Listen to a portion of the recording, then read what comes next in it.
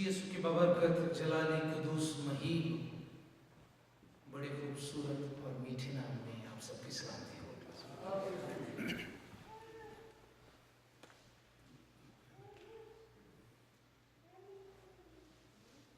जब मुझे पिछले हफ्ता में पता चला कि मुझे खुदा के कलाम की खिदमत करनी है, तो मैंने उसी लम्हे से खुदावंद से कलाम मांगना शुरू किया। मुझे खुशी है कि मुझे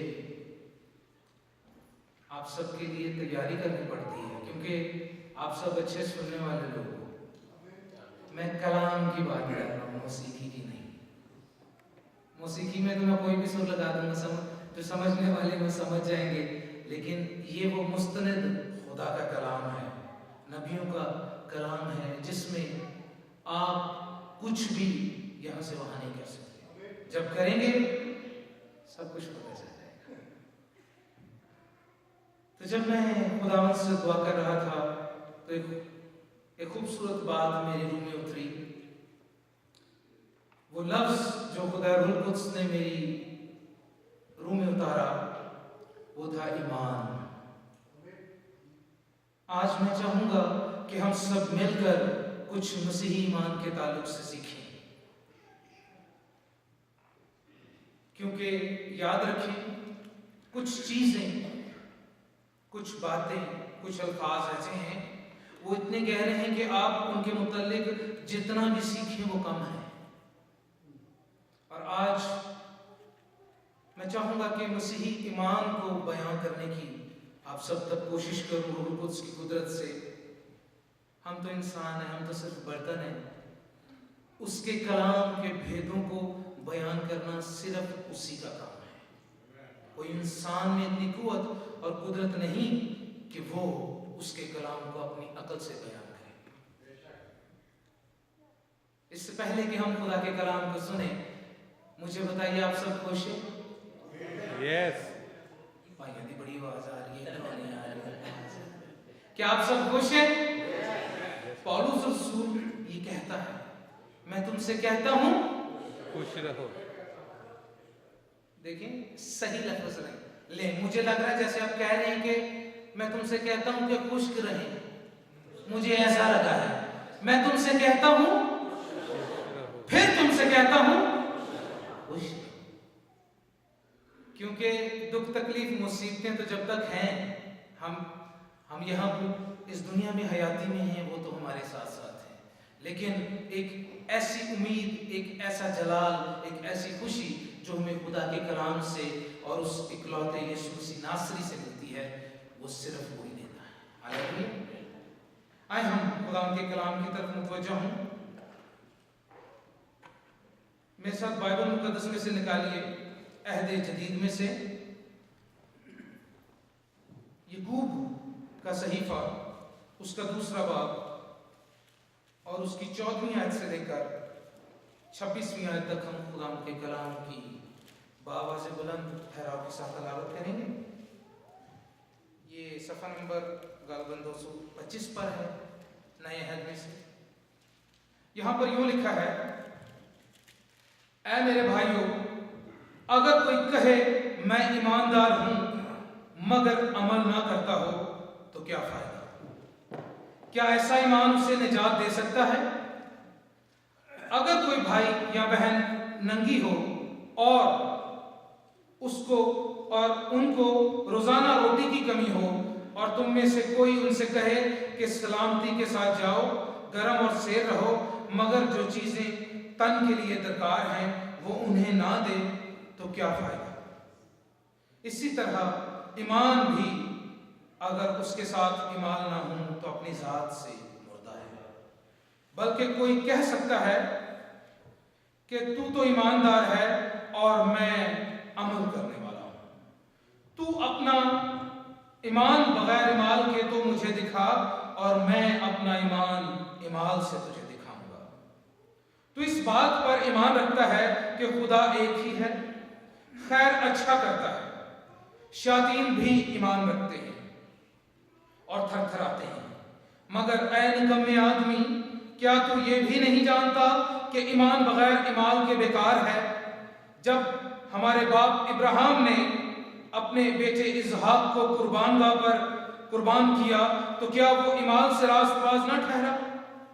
बस तूने देख लिया कि ईमान ने उसके अमाल के साथ मिलकर असर किया और अमाल से ईमान कामिल हुआ। और ये निविश्ता पूरा हुआ कि इब्राहिम खुदा पर ईमान लाया और ये उसके लिए रास्तबाजी गिना गया और वो खुदा का दोस्त कहलाया। बस तुमने देख लिया कि इंसान सिर्फ ईमान ही से नहीं बल्कि ईमाल से रास्तबाज ठहरता है। इसी तरह रहब फहशा भी जब उसने कासिदों को अपने घर में उतारा और दूसरी राह से रुखसत किया तो क्या ईमाल से रास्तबाज न ठहरी? गर्ज जैसे बदन बगैर रूह के मुर्दा है, वैसे ही ईमान भी बगैर इमाल के मुर्दा है। खुदा के कलाम के पढ़े और सुने जाने पर खुदा की बरकत हो और खुदा हमें तौफीक बख्शे कि हम उसकी तफसीर से कुछ सीख सकें। आमीन। जब मैं लफ्ज ईमान पर गौर कर रहा था, लफ्ज ईमान कोई टेंजिबल, कोई ऐसी चीज नहीं कि जिसे आप छू सकें। जैसे मैं माइक को छू सकता हूं, बाइबल मुकद्दस को छू सकता हूं, इस डाइस को छू सकता हूं। ईमान ऐसी कोई चीज नहीं कि जिसे आप हाथ लगा सकें। ये कोई सब्सटेंस नहीं है जिसे आप किसी भी तरह से एक्सप्लेन कर सकें। लेकिन बहुत से मुफस्सिरों ने, स्कॉलर्स ने इसकी मुस्तनिद डेफिनेशन दी है, वो मैं आपको बताऊंगा। लेकिन जब मैं गौर कर रहा था ईमान पर तो मैंने रूहुल कुद्स से ये सीखा कि ये ईमान किसी इंसान ने नहीं पैदा किया। ये ईमान किसी इंसान की बनाई हुई कोई चीज नहीं है, बल्कि ये खुद खुदा से साबित होता है। ये ऐसी कुव्वत है जो सिर्फ खुदा में मौजूद है। किसी इंसान में ऐसी कुदरत नहीं कि वो इस ताकत को जन्म दे सके। जब यीशु मसीह ने अपने शागिर्दों से पूछा कि क्या तुम यकीन करते हो कि मैं खुदा का बेटा हूं, तो पतरस क्या कहता है? हाँ, तो जिंदा खुदा का बेटा है। तो यीशु ने क्या कहा जवाब में कि ये बात खून और गोश्त की, ये मेरे बाप ने तुझ पर अयां की है ताकि तू ऐसा कह सके।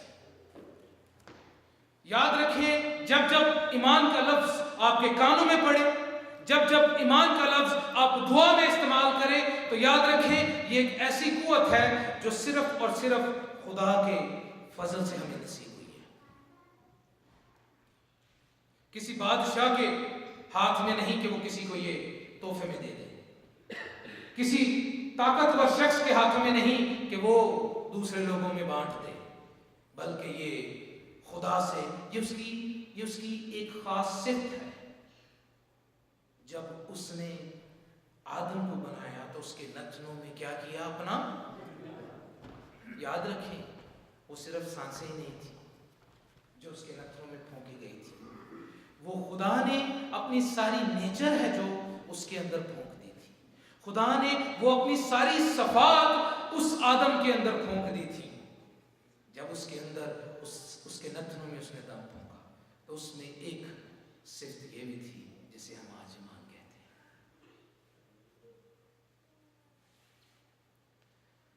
ईमान, लफ्ज ईमान है जो नए अहदनामा में इससे ग्रीक वर्ड से ट्रांसलेट किया गया है। यूनानी लफ्ज पिस्तिस से इसे ट्रांसलेट किया गया है। इसका तर्जमा किया गया है जिसे पिस्तिस कहा जाता है। और ये लफ्ज है जो,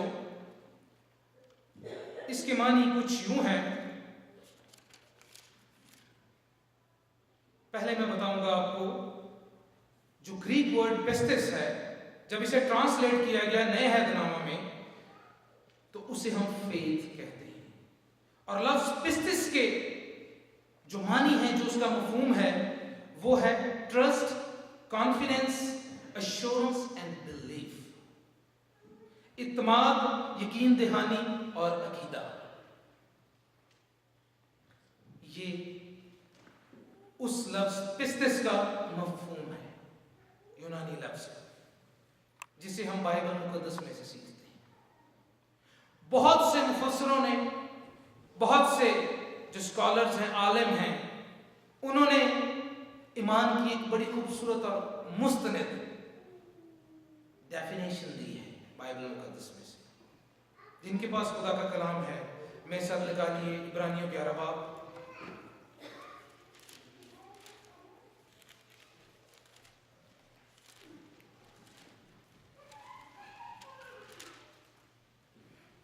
और उसकी पहली आयत में यूं मरकूम है,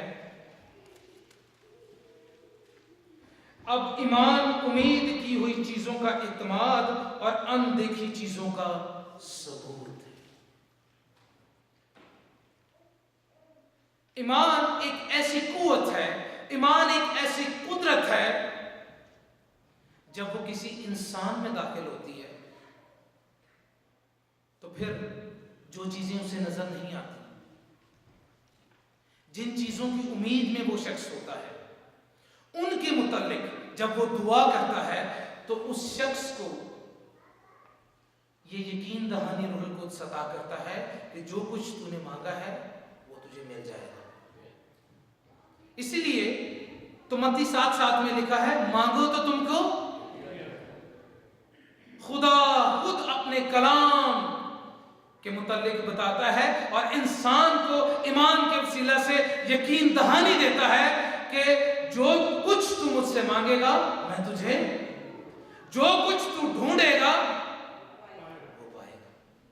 अगर तू मेरे हुजूर में तू दरवाजा खटखटाएगा तो मैं तेरे वास्ते खोलूंगा। इस बात पर डट जा, इस बात पर खड़ा हो जा, क्योंकि इस ईमान को देने वाला कोई और नहीं बल्कि मैं खुदावंद तेरा शाफी हूं, मैं यहोवा यरीम। अभी हमने कितना खूबसूरत गीत गाया, खौफ न खा, ये सारा कुछ ईमान में लिखा गया है। खौफ न खा मेरे बेटे, मेरी बेटी, खौफ न कर, ना घबरा, मैं यहोवा यरीम, मैं तुझे मुहैया करूंगा, मैं तेरी फिक्र करूंगा। याद रखिए, ईमान है जो, वो क्रिश्चियन लाइफ की बैकबोन है। अगर इंसानी बदन में से बैकबोन को रिमूव कर दिया जाए या ऑपरेट करके निकाल दिया जाए तो इंसान क्या कुछ कर सकता है, बताइए मुझे। ना तो वो खड़ा हो सकता है, ना तो वो बैठ सकता है, ना तो वो लेट सकता है, तो वो होगा क्या, क्या करेगा। ऐसे ही अगर एक बिलीवर की जिंदगी से, एक फॉलोअर की जिंदगी से ईमान जाता रहे तो यकीन करें कि वो ऐसा ही होता है। आज मैं आपको बताना चाहता हूं ईमान की कुछ इकसाम है बाइबल मुकद्दस में से। उन इकसाम को सुनिए और अपने आप को परखना शुरू करें आज कि हम किस किस्म में फिट होते हैं। क्या हम खतरनाकी की हालत में तो नहीं? मुमकिन है कि हम हर संडे चर्च आते हैं, मुमकिन है कि हम हर रोज दुआ करते हैं, लेकिन मैं आज आपको बताना चाहता हूं बाइबल मुकद्दस में से जो हमने इबारत पढ़ी अभी याकूब के खत में से, तो यहां पर क्या लिखा है? ऐ मेरे भाइयों, अगर कोई कहे कि मैं ईमानदार हूं मगर अमल ना करता हूं तो क्या फायदा है? पहली ईमान की किस्म हमें पहली आयत से मिल जाती है। पहली किस्म है जो ईमान की, वो है डेड फेथ। आपको इस दुनिया में बहुत से ऐसे मसीही मिलेंगे जो बाइबल मुकद्दस का मुताला करते हैं, जो बाइबल मुकद्दस को जानते हैं, जो बाइबल मुकद्दस को प्रीच करते हैं, बड़ी खूबसूरत आयतों के साथ,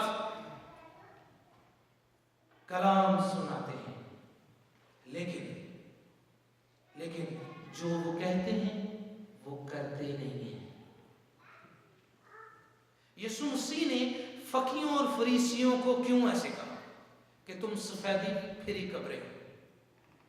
बाहर से तो बड़ी सफेद पोश नजर आती हो, लेकिन तुम्हारे अंदर लूट और बदी भरी है।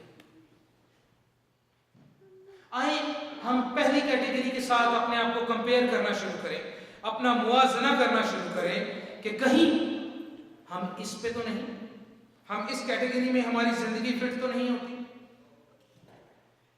कि हम बड़ा अच्छा खड़ा होकर कलाम सुना लेते हैं, हम बहुत अच्छे गीत गा लेते हैं, लेकिन हमारी जिंदगी में उस कलाम के मुताबिक अमल नहीं है। अब इसकी एग्जाम्पल हम कैसे ले सकते हैं? इसकी एग्जाम्पल ऐसे है, हम सबका ईमान है कि 2016 साल पहले यीशु मसीह हमारे लिए सलीब पर मसलूब हुए। हमारा ईमान है कि यीशु मसीह के खून बहाने से हम सबके गुनाह बख्शे गए। हम यशायाह के सहीफा से ये सीखते हैं 53 बाब से कि उसके मार खाने से क्या हुई है? हमने, ये मैं प्रीच कर रहा हूं, this is called the deadly faith. ये फेथ तब कारआमद हो सकता है जब मैं यीशु मसीह के कफारे को दिल से कबूल करूं।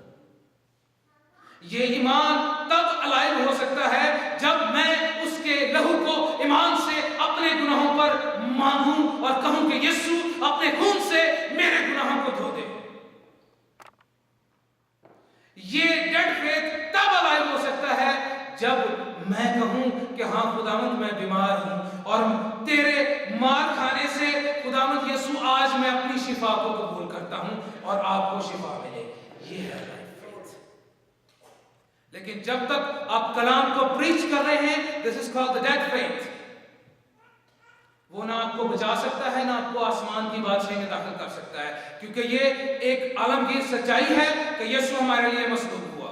लेकिन उस कफारे पर जब तक आप ईमान नहीं लाते, उसे कबूल नहीं करते, तब तक वो कफारा आपके लिए बेफायदा है। अगर आगे चले, दूसरी किस्म कौन सी है ईमान की? 19वीं आयत में लिखा है, तो इस बात पर ईमान रखता है कि खुदा एक ही है, खैर अच्छा करता है। शैतान भी ईमान रखते हैं और थरथराते हैं। याद रखें, जो डीमंस हैं वो हमसे एक स्टेप आगे ईमान रखती हैं। ये भी मैं आपको बता दूं, शैतान को ये मालूम है कि यीशु मसीह खुदा का बेटा है, ये हम भी जानते हैं। वो कुल बनी नौ इंसान के लिए मसलूब हुआ, वो भी जानता है, हम भी जानते हैं। लेकिन हम उसकी मौजूदगी से कभी थरथराते नहीं, कांपते नहीं। लेकिन डीमंस हैं, वो डरती हैं, वो कांपती हैं खुदा के इकलौते बेटे से। उनके ईमान में इमोशन भी ऐड हो गए।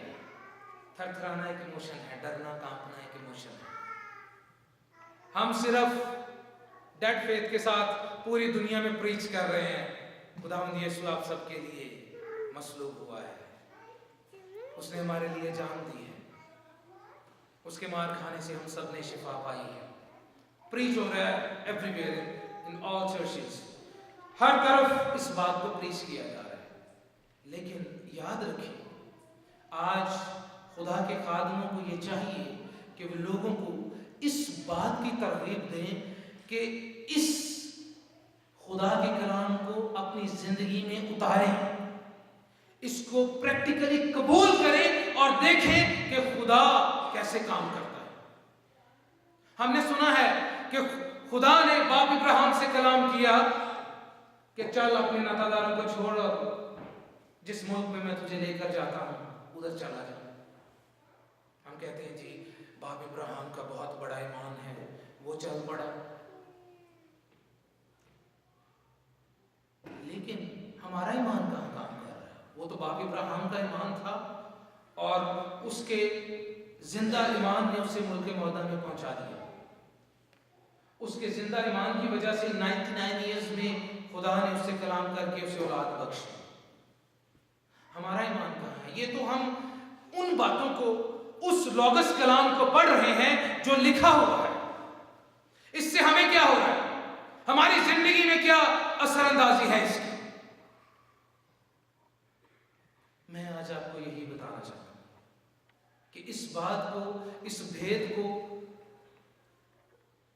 सीख लें, जान लें, क्योंकि लिखा है बाइबल मुकद्दस में, खतूत में, तजर्बे से कि खुदावंद को क्या पसंद है, खुदावंद की मर्जी क्या है। ये तजर्बा करना क्या है? That's called practice. खुदा के कलाम की प्रैक्टिस करना। खैर मेरा तो बैकग्राउंड गांव तो नहीं है, मेरी पैदाइशी शहर लाहौर दी, लेकिन अपने बाइबल टीचर्स को सीखे। आप में से मेरे बहुत से बुजुर्ग हैं जो उनका बैकग्राउंड गांव से भी होगा। कई ने अपनी मजियां दे गाहियां भी होणगियां उन्होंने घरों में। उन्होंने कभी आपने गौर किया है कि जब गाय पट्ठे खाती है उस सबूते लगा जाती है, लेकिन जदों खा के अपनी बैली भर लेंदी है तो उदों फिर कोने च बह जाती है, इसको हिलाई जाती है, मून हिलाई जाती है मून। वो पट्ठे खिंच खिंच के दोबारा आते हैं तो मूँह च, फिर उन्होंने डाइजेस्ट करती है, उन्होंने जुगाली करती है। क्या कभी हमने खुदा के कलाम को सुन के उसकी प्रैक्टिस की है? डीमंस हैं जो वो ईमान में एक स्टेप हमसे आगे हैं, वो अपने ईमान के साथ इमोशंस भी ऐड करती हैं। याकूब ने कहा है तू इस बात पर ईमान रखता है कि खुदा एक ही है, खैर अच्छा करता है। अगर हम सब ईमान रखते हैं कि खुदा एक है, बड़ा अच्छा करना की खास गल है। पूरी दुनिया कहती खुदा एक ही, उन्होंने में साढ़े विच की फर्क रहा। लेकिन शैतान को वो फिर हाईलाइट करता है याकूब के, लिखा है यहां पर, शैतान भी ईमान रखते हैं और थरथराते हैं। बंदा नहीं डरता, शैतान डरता जी खुदा।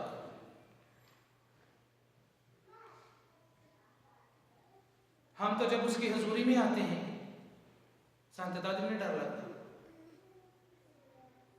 आज जब काहिन और सब खुदा के खादिम में जो उसकी हजूरी में आते हैं हमें डर ही नहीं लगता।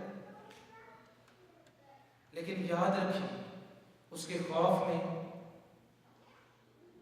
बड़ी कुव्वत है और बड़ी कुदरत है और हमेशा की जिंदगी है। और तीसरा ईमान है जिसके बारे में मैं आज आपको बताना चाहता हूं। तीसरी किस्म है ईमान की। 20वीं आयत में लिखा है, मगर ऐ निकम्मे आदमी, क्या तू ये भी नहीं जानता कि ईमान बगैर ईमान के मुर्दा है। बाप इब्राहिम कैसे रास्तबाज ठहरा? खुदा ने उससे कलाम किया कि तू अपने बेटे इसहाक को मेरे लिए कुर्बान कर दे। अब बाप इब्राहिम अपनी जगह पर खड़े हैं और वो उसे कुर्बान नहीं कर रहे, तो ईमान कहां गया? उस बात का जो खुदा ने कलाम किया है उसका अमल कहां गया? तीसरी किस्म का जो फेथ है, तीसरी किस्म का जो ईमान है उसे डायनामिक फेथ कहते हैं। डायनामिक फेथ, उर्दू में इसे मुतहरिक ईमान कहा जाता है।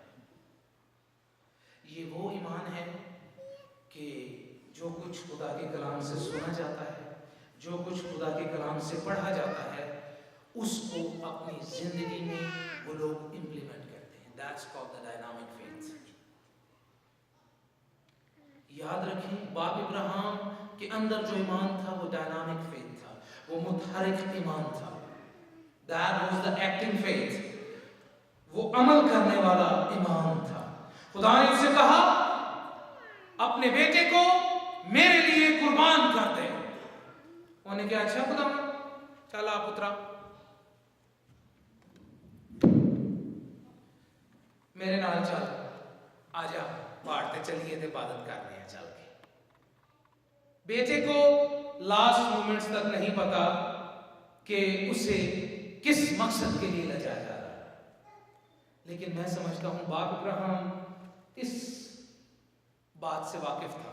जब वो पहाड़ पर पहुंचे, मज़बा पर उसे लटा दिया और वो पूछने लगा, बाप हम कुर्बानी अगर करने आए हैं तो बर्रा कहां पर है? तो खुदा ने कहा वो बर्रा भी खुद ही मुहैया करेगा। याद रखें, सिर्फ इस पढ़े हुए कलाम को सुनकर सुन मत हो जाइए। उस पढ़े हुए कलाम को, लिखा है बाइबल मुकद्दस में, उस पढ़े हुए कलाम ने उन्हें कुछ फायदा ना पहुंचाया, क्योंकि ईमान के साथ उनके दिलों में ना बैठा। उन्होंने उसकी प्रैक्टिस नहीं की, उन्होंने उसे तजर्बा में नहीं लाया। आज आप जितने खुदा के खादिम देखते हैं जो खुदा के कलाम की मुनादी करते हैं, जो खुदा के कलाम की खिदमत करते हैं, मैं आपको बताना चाहता हूं वो कैसे खादिम बन गए। अगर वो डायनामिक फेथ नहीं रखेंगे तो वो कभी रूहानी तौर पे तरक्की नहीं कर सकेंगे। खुदा हमें ये सिखाता है अपने कलाम में। इब्रानियों के खत में लिखा है, 10वें बाब के आखिर में आप पढ़ेंगे तो वहां लिखा है, मेरा रास्तबाज बंदा ईमान से अगर वो हटेगा तो मेरा दिल, किस फेथ की बात खुदा कर रहा है? डेड फेथ की, डीमंस फेथ की? नहीं, वो बात कर रहा है डायनामिक फेथ की, मुतहरिक ईमान की। खुदा ऐसे लोग चाहता है, खुदा ऐसे बेटियां और बेटे चाहता है जो उसकी आवाज को सुनकर उसे अमल में लाए। यीशु मसीह कहता है, मैं जो कुछ करता हूं, जो कुछ मैं अपने बाप को करते देखता हूं, मैं वही करता हूं। बाप इब्राहिम की जो जिंदगी में खुदा ने वादा पूरा किया, वो उसे अपने नातेदारों में से ले आया। मैं आपके सामने एक जिंदा मिसाल हूं। मैंने इस चीज को एक्सपीरियंस किया अपनी जिंदगी में। मैं समझता हूं कि जब बाप इब्राहिम और माई हवा अपने नातेदारों में से निकले होंगे, उदों टैची केस ते ब्रीफ केस ते हैगे कौन नहीं, बेचारियां ने पोटलियां बनियां होणगियां, एक ने माई साडी ने ते बाबा जी ने ते डंडे रखे होणगे कंधे ते, चल भलिए लोगे खुदा ने किया चली गई। ना खान कुछ हैगा, ना पैसे हैगे, ने कोई चीज नहीं, वो निकल पड़े हैं वहां। कोई रिश्तेदार नहीं है, कोई बहन भाई नहीं है, कोई बंदा नहीं है जो उन्हें रिसीव करेगा, कोई बंदा नहीं है जो उनकी तीमारदारी करेगा। ईमान ये है मेरे भाइयों, मेरी बहनों, मेरे बुजुर्गों, मेरे बच्चों, ईमान ये है कि जब आप खुदा की आवाज को सुनो तो अपने दिलों को, बल्कि जब आप उसकी आवाज को सुनो तो उस पर अमल करो। आज मैं आपको यह बताना चाहता हूं, जब मुझे खुदा वहां से लाया सऊदीया में, I was the well settled, सब कुछ जबरदस्त चल रहा था, A1 चल रहा था। खुदा ने मुझे बड़ी बरकत दे रखी थी, कंपनी में खुदा ने मुझे बड़ी इज्जत दी थी। तकरीबन सऊदी अरेबिया में जितनी भी ब्रांचेस थी, दे नोज मी, मेरी शक्ल देखी हो या ना देखी हो, लेकिन सब लोग जानते थे कि इस नाम का बंदा उस ब्रांच में काम करता है। और खुदा ने बड़ी कुदरत से मुझे वहां पर भी इस्तेमाल किया सऊदी अरेबिया में। मैं खुदा का शुक्रगुजार हूं। लेकिन वो जब यहां पर लाया तो मैंने खुदावंद के हुजूर में रोया, और मैं क्या, खुदावंद मेरा ते कोई रिश्तेदार नहीं है, कोई दोस्त भी नहीं है मेरा ते, खुदावंद मैनू तो किथे ले है। और मैं तो चला वा भाई वापस, मैं उत्थे बड़ा चंगा सा, सारी साइशा मेरे कोल सी, सब कुछ हैगा सी, मैं की खुदावंद। लेकिन खुदा ने फौरन मुझे कहा, जब मैंने बाप इब्राहिम और सारा को वहां से निकाला था, तो उन्हें कौन रिसीव करने वाला था? उनके सामने कौन था? उसने कहा वो गौर कर उस पर। जब रूहुल कुद्स ने मुझसे ये कलाम किया तो मैं अकेला अपने बिस्तर पर ज़ारों कतार आंसू बहा रहा था बैठ कर। बच्चे मेरे सो रहे थे, वाइफ मेरी सो रही थी, सुबह का टाइम है, 5-6 बजे के करीब तकरीबन। मैं रो रहा था खुदा के हुजूर। उसने कहा मैं तुझे लाया हूं यहाँ पर, मैं तेरा सारा इंतजाम भी करूंगा। और मैं खुदावन का बेहद मशकूर हूं कि आज के दिन तक, इस लम्हे तक उसने मुझे किसी चीज की कमी नहीं होने दी। सब कुछ हो रहा है। मैं चाहता हूं कि आप भी ये बातें एक्सपीरियंस करें, कलाम की आयतों को अपनी जिंदगी में एक्सपीरियंस करें, उन्हें तजर्बा में लाएं। सिर्फ कलाम को याद करना काफी नहीं, कलाम को पढ़ना काफी नहीं, कलाम को सुनाना काफी नहीं, कलाम पर अमल करना बड़ी बात है मेरे भाइयों। आओ हम इस डायनामिक फेथ में आगे बढ़कर यीशु के नाम को चलाते हैं। ये वो ईमान है जो आपको नई यरूशलेम में ले जाएगा। ये वो ईमान है जो आपको कुदरत अता करेगा ताकि आप बड़े खुले डुले हो गए तो सोने दिया सड़कों ते टुरो। आपके साइडों पर दूध और शहद की नहरें बहती होंगी और बर्रा उस नई यरूशलेम का चिराग होगा। वहां ना धूप होगी, ना परेशानी होगी, ना दुख होगा, ना रोना होगा, ना मातम होगा। आए मैं चाहता हूं कि जितने भी लोग मसीह यीशु के फॉलोअर्स हैं वो खास इस ईमान को अपने अंदर लेकर जिंदगी बसर करें, जिसे मुतहरिक ईमान कहा जाता है, जिसे जिंदा ईमान कहा जाता है। हम लॉगस ईमान को मत लें अपनी जिंदगी में कि एक नॉमिनल मसीही की तरह हम जिंदगी गुजार कर इस जहान फानी से कूच कर जाएं, बल्कि मैं चाहता हूं कि हम सब ऐसे लोग ठहरें कि हमारी आने वाली पुश्तें हमारी मिसाल दें। आज हम डॉक्टर हिजकिय्याह सरोश को क्यों याद करते हैं? क्योंकि वो शख्स अपने अंदर एक मुतहरिक ईमान की तहरीक लेकर चला था।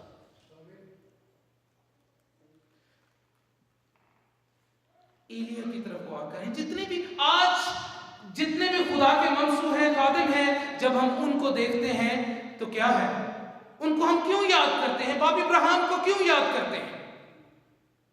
हमारे खुदा के बारे में कहा जाता है वो कल, आज, बल्कि अब तक यकसा खुदा है। वो मूसा के साथ जैसे बात करता था वो आज हमारे साथ भी कर सकता है। अगर एलिया के लिए वो आसमान से आग भेज सकता है तो आज हमारे लिए भी आग आ सकती है। लेकिन जरूरत है कि एलिया के ईमान के मयार तक पहुंचना पड़ेगा। आए आज के दिन से हम अपने ईमान की प्रैक्टिस करना शुरू करें ताकि ये बढ़े भी। हम सिर्फ कलाम ना सुनाए, मांगो तो तुमको दिया जाएगा, बड़ा हंस के तुसी सुना सकते हो थे। जदों घर रोटी नहीं होएगी, जदों घर कुछ भी नहीं होएगा, फिर मंगो हमें, फिर वेखांगा ना की होंदा, फिर ते आयत भी भूल जानी। याद रखें बाइबल मुकद्दस को, इन आयात को अपनी जिंदगी में एक्सपीरियंस करें लाइवली और देखें क्या वाकई खुदा का कलाम सच कहता है। यीशु अक्सर कहता है जब वो अपने शागिर्दों से कलाम करता है, मैं तुमसे सच कहता है। अगर यीशु मसीह सच कहता है तो फिर एक्सपीरियंस करें कि वाकई वो सच कहता है। तोमा के लिए मैं एक बात अपनी जिंदगी में लेता हूं। जो तोमा रसूल था, सब शागिर्द उसके पास गए, उन्हें क्या यीशु मसीह जिंदा हो गया जी? वो कहता मैं नहीं मानता। ओ तोमा भाई वाकई यीशु मसीह जिंदा हो गया है, साढ़े नाल ने गल्लां कीतियां, साढ़े नाल मच्छी भी खाधी, कतलियां ते भुनी हुई। नहीं ना मैं नहीं मानता। उन्हें किस तरह मानेगा? मैं जिन्नी देर तक ਉਹਦੇ ਹੱਥਾਂ 'ਚ ਜਿਹੜੀ ਨੀਖਾਂ ਦੇ ਸੁਰਾਖ ਸੀ ਉਹਨਾਂ ਵਿੱਚ ਉਂਗਲੀ ਪਾ ਕੇ ਨਹੀਂ ਵੇਖ ਲਵਾਂਗਾ, ਮੈਂ नहीं मनागा कि यीशु मसीह जिंदा हो गया। ये एक बड़ी खूबसूरत मिसाल है। उसे कम ईमान या बेतकाद मत कहें। यह हमारे लिए एक बहुत बड़ा और गहरा लेसन है। पतरस और दूसरे शागिर्द उसे ये मिनिस्ट्री कर रहे हैं, उसे कलाम सुना रहे हैं कि यीशु मसीह जिंदा हो गया। उन्होंने कहा अच्छा जिंदा हो गया तो फिर ठीक है, मैं एक्सपीरियंस करांगा, पहले मैं प्रैक्टिस करांगा कि वाकई तुसी गल भी सही करते हो कि नहीं करते पे गल। उसने कहा कि मैं चेक करूंगा फिजिकली। तब यीशु वहां आ मौजूद हुए। उसने कहा तोमा ऐ मेरे हाथी ते मेरे पैर चाल उंगला पा के देख ले। मैं चाहता हूं कि आए जो पाकिस्तानी न्यू लाइफ चर्च की कलीसिया है, ये एक डायनामिक फेथ वाली कलीसिया हो। फिलडेल्फिया में मैं चाहता हूं कि हम सबके ईमान की धूम मच जाए। हालेलुया। याद रखें, बाप इब्राहिम अकेला था अपनी बीवी के साथ। पूरी दुनिया जानती है कि बाप इब्राहिम ने ईमान पर अमल किया, उस कलाम पर अमल किया जो खुदा ने उससे कहा। हमारे साथ भी हो सकता है। अगर खुदा यीशु अल मसीह से कह सकता है कि ये मेरा प्यारा बेटा है जिससे, वो आपसे और मुझसे भी कह सकता है कि ये मेरा प्यारा बेटा है, ये मेरी प्यारी बेटी है जिससे मैं खुश हूं। तो मुझे बताइए आज से हम किस ईमान में जिंदगी बसर करेंगे? डायनामिक फेथ में, उर्दू च कह लो मुतहरिक ईमान में, जिंदा ईमान में, एक्टिंग फेथ में हम आज से जिंदगी बसर करना शुरू करेंगे। और देखिए बहुत से मौत से बहुत सी बरकत, बड़ा जलाल, बड़ी कुव्वत और कुदरत आपकी जिंदगी में आ जाएगी फौरन। और खुदा आपको रोज बरोज एक नए मयार में लेता चला जाएगा। आप हर रोज एक नई कुव्वत में, नए जोर में, नए जलाल में आगे बढ़कर यीशु के नाम को जलाल देंगे। रोमियो 12 बाब में लिखा है, अकल नहीं हो जाने के साथ क्या करते रहो? सूरत भी बदलते जाओ। रोज बरोज चेंज होते चले जाए। जो आज हूं मैं वो कल नहीं होना चाहिए। कल कुछ अच्छा हो, मेरे अंदर से कोई कमजोरी कम हो जाए, गुनाह कम हो जाए, पाकीज़गी बढ़ जाए, जलाल बढ़ जाए, कलाम बढ़ जाए, कुव्वत बढ़ जाए, मसा बढ़ जाए। ये सब चीजें रोज बरोज हमारी जिंदगी में ऐड होती चली जाए। और यही एक मसीही जिंदगी का अहम जुज़ है। हालेलुया। नाश्ता करके आए? Hallelujah, hallelujah. माइक तो बगैर मैं कला बोल रहा हूं। हालेलुया। एक गल है, याद रखें, आए हम इस ईमान की प्रैक्टिस करना शुरू करें। जो खुदा का खादिम इस पुलपट से आपको कलाम की मुनादी दे, कलाम की खिदमत दे, उस कलाम को सुने। घर में जाएं। जब हमने बाइबल को सीखा है, कलाम मुकद्दस को सीखा है, हमारे टीचर्स ने हमें सख्ती से मना किया था, जदों तुसी लेक्चर अपना सुन लेना भज जाओ अपने घर च, किसी ने कोई नहीं मिलेगा, कोई गल नहीं करनी। तो घर बह के सोचो आज तुहाडे नाल कलाम की होया सी। क्योंकि यहां पर तुम मिलोगे और बातें शुरू हो जाएंगी, आप कलाम को भूल जाओगे, हवा का परिंदा आएगा, जो कुछ उससे लिया जाएगा वो ले जाएगा और आपके पास कुछ भी नहीं रहेगा। मैं चाहता हूं कि आपके पास 100 गुना रहे। हालेलुया। मैं 30-60 नहीं कहता, क्योंकि उसमें से भी 60 में से 40 माइनस हो जाएगा, 30 में से 70 माइनस हो जाएगा, तो थोड़ा सा आपके पास रह जाएगा। मैं चाहता हूं जब कभी आप खुदा के कलाम को सुने, उसे लेकर अपने घर में जाकर उसकी जुगाली करें। Try to meditate on it, उसे मेडिटेट करें उस कलाम को, ताकि खुदा हमें बरकत दे। हम सब अपने कदमों पर खड़े हो जाएं। Hallelujah, thank you. अपने हाथों को बुलंद करके दुआ मांगना शुरू करें, दुआ मांगना शुरू करें, दुआ मांगना शुरू करें। हालेलुया।